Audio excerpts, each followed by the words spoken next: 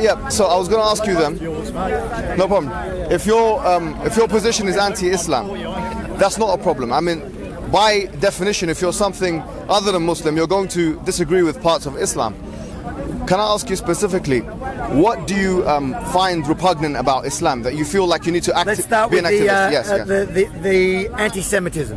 Okay, go ahead. So tell me what in particular you think. Are you denying that Islam is anti-Semitic? Well, the thing is, you'd have to look at the Prophet. And don't. Can I ask you a question? Semitic, I don't mean. I mean Jew. Yeah. Well, Moses is a Semite, yes? I know. Jew hatred. All right. Okay. Does the Quran declare hatred for Moses? Your Moses in the Quran is not the same as the Jewish Moses. No problem, but he was a Bani Israel. He was a Jew. What about today's Jews? No, hold on. Are you with me? So is the Quran, because Moses for us is the most commonly oft repeated prophet in the whole of the Quran. He's repeated in over 70 passages. And Muhammad also said he was a Jewish prophet. Yes. Who? The Jew that Moses was, yeah? No. But Muhammad in the beginning was claiming he was a Jewish prophet to try to get the Jews on to convert. But no problem. But was he represented? Do you reckon that the depiction of Moses in the Quran is an anti-Semitic one? No. Okay, thank you very much. So then, to answer your question, then by extension, I'll say if one of the heroes of Islam is a Jew, and not just one. His version, but your version of Moses is not the Islam, is not the Jewish version. I'm with you, but I'm just asking. I'm just answering your question, right?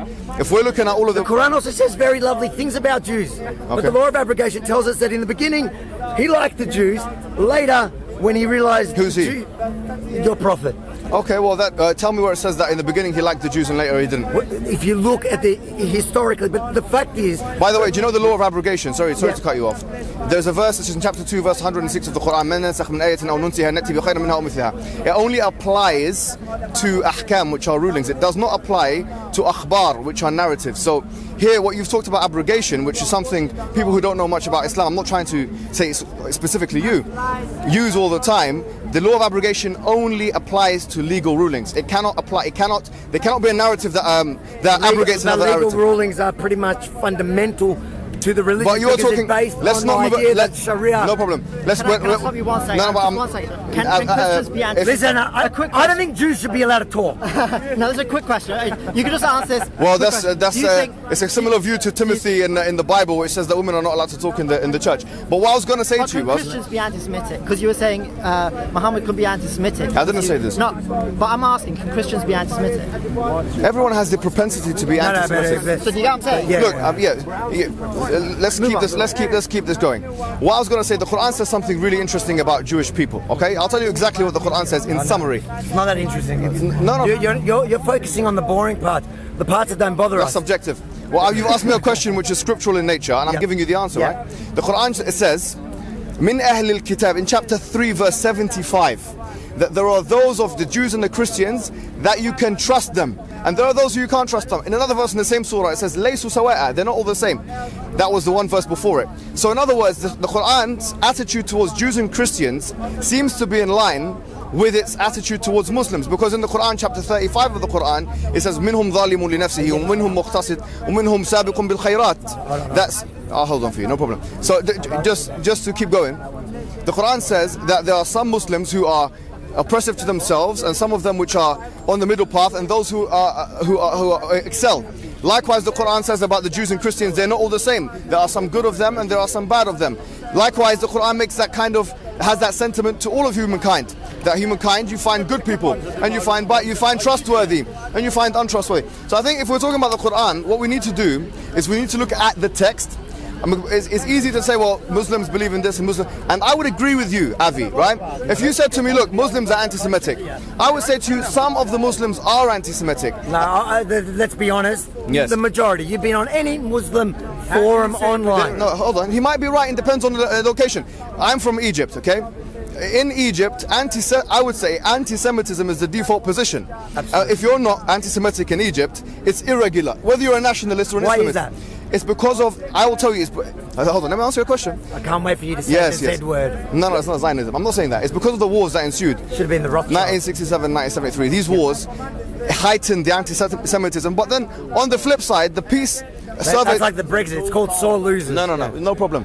But no problem. I don't disagree with history, right? History is something which is there. But what I'm saying to you is that on the flip side, you do disagree with history, because when it comes to Israel, I've seen let's not convolute the discussion. But you made a pretty Go ahead, Avi, strong statement that you don't disagree with history, but you actually do fundamentally disagree. Okay, with well history. maybe you're right. Maybe it's because of my compounded ignorance of history. You could illuminate and educate and edify. No problem. But what I'm saying to you is this, Avi, we have to stick to the topic. You started off by talking about anti-Semitism in the scriptures, right? Yep. We talked about verses of the Quran which explicitly mention good things about Jewish people. I'll tell you some that don't, because I want to be balanced here. I don't want to be unbalanced. It talks about this Jewish scholarly class in chapter 62 of the Quran. Himar yahmilu asfara, donkeys that have scriptures on their backs. What does this mean? The Quran makes a criticism about Jewish scholars that they have a lot of knowledge. It says they have a lot of knowledge, but that they don't implement that knowledge. And by the way, what's really interesting about this criticism, Avi, is that it's the same criticism that the Israelis had. When recently I was looking at Haaretz, one of the Israeli newspapers. Let's just be fair, guys. Haaretz is not very Israeli. They are. And that's your position as a right wing, but it's a left wing paper, right? A very far left wing paper. No problem, but it is a paper in Israel. Self-hating Jews. No problem. But they were talking about something interesting. There was to you. Okay, maybe to me. Yes, it's subjective. I was wrong. Let's hear it. What I was going to say is that the scholarly class, because the clerics referred to as the Shahs in Israel, yeah? A lot of them in parliament, in the Knesset, they refer to as Shahs. But outside, there's the scholarly class of Jewish people. They have been criticized by their own community for being exempt from the army. Yep. So, in fact, the Quranic criticism of the scholarly class of Jews is the same as the Israeli one. That you have a lot of knowledge, but you don't have any action. That you're not doing. So can you explain to me why that hadith? Let's go back to the beginning. That hadith there doesn't differentiate the one where it talks about, and it's not, because I get the argument all the time that it's historic. No, it's not historic. That one is in the future. Yes, absolutely. So we need to get rid of that. No, we don't need to get rid of that, because what this hadith is telling us in explicit terms is that there will be a war between Muslims and Jews. By the way, to be fair and clear, at that particular time, yes, and this is an apocalyptic hadith. It's talking about in the end of times. It's talking about in the day of judgment, that there will be a war between Muslims and Jews, or some Muslims and some Jews, and then the tree will No, it doesn't say some. It doesn't say some. No, I'll tell you what it says in the hadith. It says that there's a tree called gharqad, which is a tree. It will become animate. It's an inanimate creature which will become animate, and it will help and facilitate and guide Muslims to be able to destroy their Jewish enemy. That's all it is. At that particular time, in the apocalyptic period, not in. This is not a hadith referencing. Yes, like you said, a past event. I agree. So what do you think? You don't think we should get rid of that hadith that talks about killing Jews? Let me ask you a question, right? Yes, I don't. And I'll be completely honest with you. I'm a traditionalist. I'm a scripturalist, which means fundamentally that I believe in the Quran and then I believe in the authentic Sunnah. So you would never catch me saying that we can get rid of any authentic hadith, just to be completely honest. But then I'll ask you a question. You know, Deuteronomy chapter 13, verses 6 to 10, it says if you have someone in your home that وَإِذَا أَغْوَاكَ, I'm saying it in Arabic, but it says here, let me just tell you, if your brother or your son or your daughter or your friend or your wife, if they entrust you with something, yes, and they tell you نَعْبُدُ آلِهَةً أُخْرَى, we will worship other gods, yes, then kill them and stone them in their own homes. Now this is in the Bible, the Torah. I condemn it. Do you want to get rid of it? I say we should get rid of it. Okay, fantastic. Now go. I want you to, perfect. He said sorry. He said he condemns it. If it's in the Torah. Yes. If it's in the Torah. Yes. Get rid of it. And anybody that believes it should be. Job complete. You know why? Because for the first time, I think in history in your life, you've condemned a different scripture. I'm very happy that now you've looked at. I condemn Nazism. No. I'm talking about scriptures. Avi, listen to me. Avi, perfect. With the same vigor that you have against talking about the Quran and the Hadith, because of its what you would refer to as violent verses, and we wouldn't disagree. There are violent verses in the Quran. I want you to use that same standard in condemning the Bible and the Old Testament. No, but the difference Isn't that fair? No, it's not fair. No, but he's an atheist. I'll tell you why. I'll tell you why it's not fair. Yeah, go on. Because you don't see Jews killing Jews or Jews killing Muslims in the name of the Torah. You don't see it is just Muslims targeting Jews. Anytime there's a jihadi attack around the world, okay, now it's going to tend to target, and then they get the Jews on the side. Avi, it's like thank you. Bonus. I see what you're saying, Avi. I appreciate where you're coming from. There's two important problems. One of them is, according to Pew, Muslims account for about 1.8 billion people, which means that they're about 1/4 going on to, according to them, 2,100, there'll be 1/3 of the world's population will be Muslim. 1 out of 3 people in the world will be Muslim, according to what? Okay, hold on. Just tell me now. Let me just make the point, and then you can. Now, Jews account for about 30 million people maximum, maybe 20 million. Yep. That means to say that there are more people in Cairo. Oh, we're the chosen ones. No problem. Yeah, now you're going to scripture with the chosen one. No problem. Anyways. There are more people in Cairo than there are Jews in the whole world. Yep. So it's a false comparison, because if you have more people... What did you say? There's more, yes. There are about 20 million people in Cairo, yeah? So what I was going to say is that it's a false comparison, because when you... if you have... I'll tell you why it's not a false comparison. Okay, let me just make the point, and then you can come back. If you have 2 billion people, you have 2 billion people in the world versus 20 million, you're definitely going to get more violence from the 2 billion, whatever faith they're from. Okay, so let me put this to you. Yes. Let's agree on a number. A percentage of the 2 billion that's jihadi, violent jihadis. Give me a number. I'm sorry, I can't give you that. I don't know. I don't know. Let's say 1%. No problem. 0.1. Whatever you want. Doesn't matter. Yeah, 1.1. Yes. My point doesn't change. Well, okay, let's get actual statistics. Let's get. Hold on. Let's get My statistics. point here is that it's not the gross number that counts. Yes. It's the fact that in no other religion do you have even the matching percentage that is killing and targeting others in the name of the religion. What's the There source? is a fundamental So problem. Avi, what's the source for that? What source do you have? What evidence do you have for this? For what? For the point you just made, because I can give you evidence to the contrary. Just life. No. Avi, I'm going to say to you, that's not an academic way of making. Avi, I don't need you to give me academia.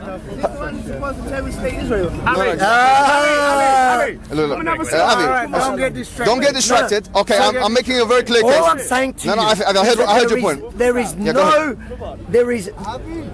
Sure. Let Avi make his point. Go ahead, Avi. There is no other religion. I think there are so many more Muslims than Jews. We get that. No problem. Yes. And obviously there are going to be many more violent ones because of the numbers. But percentage, per capita. Can I come back to you? Per capita. Yes. Because there is no fundamental thing that teaches any other religion to kill. No problem. Avi, I will tell you something, right? If you look at the book of Deuteronomy, book of Numbers, chapter 31, verses 18, and verses 32, it's very clear that there is a very clear command to Moses to go into the village and the take... Canaanites. Yes, to go into the village. If the Canaanites were here today... Yes. No. And take 32,000 girls who are virgins and take them as slaves, etc. Yeah, it's very Islamic of it. Now, yes, very Islamic. They predated Islam, so maybe it was maybe the opposite. No problem. Now, what I'm saying to you, should we take that out of the Bible as well? If it's historically happened, it's a disgrace. I condemn it. It's a command. It's a command from God, according to the Jews. Now, if there were Canaanites today, yes. or Amalek, you're talking about the Amalek people. No, these are not Canaanites. If they existed today and Jews were targeting them, I will be at the front condemning them as well. Avi, I like that. Okay, fine. So let me go back to... It's irrelevant because it doesn't exist. I appreciate. And you're fucking tall. It's annoying. No problem. Avi, I'm coming back to the social extrapolation. In terms of raw data, okay, raw data that we have in front of us. In terms of raw data that Did you pay for that coffee, or was that another one of those ones? Avi, please, can you continue with me, please? Ali, please. In terms of raw data that we have in front of us, according to Daniel Pape, who wrote the book Dying to Win, looking at the period of time from 1980 up until I think it was 2000, it was a 30-year period he looked at, and it's probably, regarding academics, it's probably the most accurate survey of suicide bombers in the modern period. And he said that in terms of ratio, the number one group of people that did suicide bombing was the Tamil Tigers. That's his finding, right? What years was this? Pardon? What years? What? He looked from 1980 until another period, 2005, I think. 1980 to 2005, which is about 25 years. Yep. So he looked at that period of time, which is pre, obviously, 9/11, and post. Yep. Yeah. Okay. So here we're looking at a very. So here the point is this: is that when we look at the academic data, it doesn't substantiate your claim. It does, because the Tamil Tigers, and I condemn any. See now, Avi, do you know what I've done with you today? No, Avi. Hold on. Yes, go ahead, sorry. Yes. But the Tamil Tigers is in a specific war zone. Islam, so suicide bombing. Islam looks at the war. No, I'm condemning it. No problem. But what I'm saying is the reason why you don't see me out there taking up the cause of the Tamil, because the fact is they are no threat to us here in the West. Okay, so your focus is that which is a threat. Because your religion calls No, for Avi. the fundamental basis of it Yes. is an Islamic caliphate worldwide. Okay, no, all of you believe that one day. That's your interpretation of that. No, What? Are you denying that? Yeah, I'm denying that. I don't think the fundamental. Follow the Quran, then. I know, I know the Quran. Hold on, guys. Sorry. Do you not believe? Okay, fine. Not fundamental. Do you believe? No. I believe that the fundamental message of Islam. No. Forget the word fundamental because Right. I like it. I can see what you're doing. Yes. I will tell you clearly, right? I will tell you clearly that. I will tell you clearly that. I will tell you clearly. There is no specific instruction in the Quran, and I dare anyone to defy me. There is no specific instruction in the Quran telling ordinary Muslim laymen to establish a caliphate, and you can give me the opposite. So what I'm asking you is, What about No, you've made a claim. I'm asking you. so what am I? Fine. So you're denying. Yes, I'm the denying. idea. I'm denying that it. in Yes, Islam I'm denying you it. need a worldwide caliphate. No, I'm not denying that you. No, hold on. No, hold on. Let me be clear. I'm not denying the existence of a caliphate historically. No. Or the need for it. Or the need for it. Or the advantage of it. No, hold on. I didn't ever say that Right. in the Quran it says you have to. No, you said it was a saying message. Yes. As one of the, I'm not going to use the word fundamental. So what do you want to say? What's the message you're trying to communicate? One of the objectives, one of the things within Islam is to create. Everybody's got to have an active role. Every Who says? Muslim. Oh, you sound like Hizb ut-Tahrir. I mean, here the thing Every Muslim has to have, whether it's through violent jihad or whether now you've gone to suited ISIS. jihad. No, From that's not Hizb ISIS. ut-Tahrir to ISIS. No, Look, it's not ISIS. Here's the point. Do you believe that the world needs to become a worldwide caliphate one day? No, absolutely not. I don't think that Sharia law should be imposed on every person, especially non-Muslims. And the evidence of that is in the Quran. Do you know that? The Quran says, "La ikraha fi din qad tabayyana ar-rushd min al-ghayy," that there's no compulsion in religion. And when it talks about imposing the jizya on the individual, hold on, I'm getting there before you get there, my friend. I love jizya. Anyways, Avi, let's keep this mature. Yalla, Habibi. What I was going to say to you is that when it talks about imposing the jizya on Jewish people and Christian people in chapter 9 verse 29, if you look at the tafsir or the exegesis of one person called Al-Qurtubi, he says about this that when you impose a jizya is just a tax. No, it isn't. Okay, tell me the opposite. The tax is a part of it, but it's second-class citizen on every level. Okay, hold on. I'll come to it. Like my family on every lived level. under. Well, you know. Carry on. Yes. You're not allowed to. Sorry, go ahead. You're not allowed to build churches, synagogues. No. Hold on, please. He's right to an extent. You're talking about the Arabian Peninsula, okay? No, yes. I'm talking about the idea of being a dhimmi. No. That's not. There's no evidence for that. I'm telling you.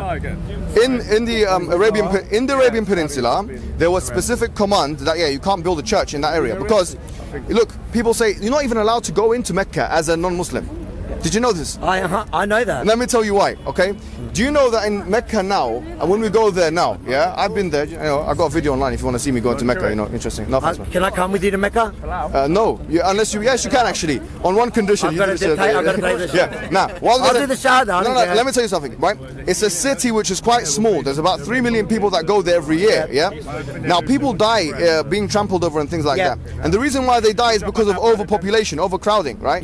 Now, imagine if we made this a tourist resort for Christians and Jews. You know what I love most about you now, besides your height, I've found something else, is that you find a way to justify every barbaric thing with some sort of sensible, barbaric.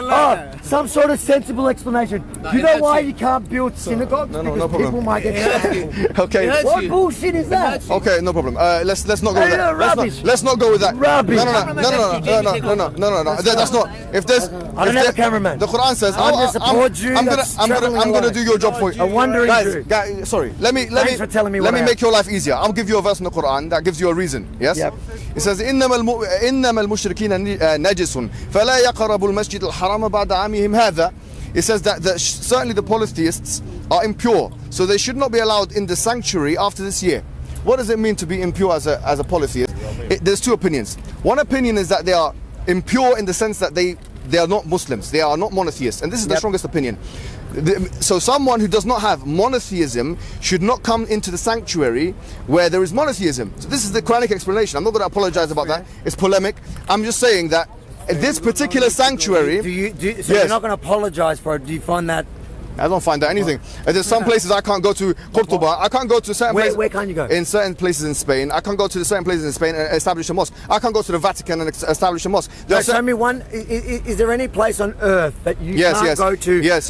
Because the Wailing Wall. Of your religion. The Wailing Wall. Bullshit. I'll show you a video now. No. I took a Muslim Anyways, to the Wailing Wall. Okay, very good. To prove a point. Yes, to prove a point. To prove a point. Now, can you prove a point and take me to Mecca? No problem. I'm not a liberal, brother. Avi, look at me.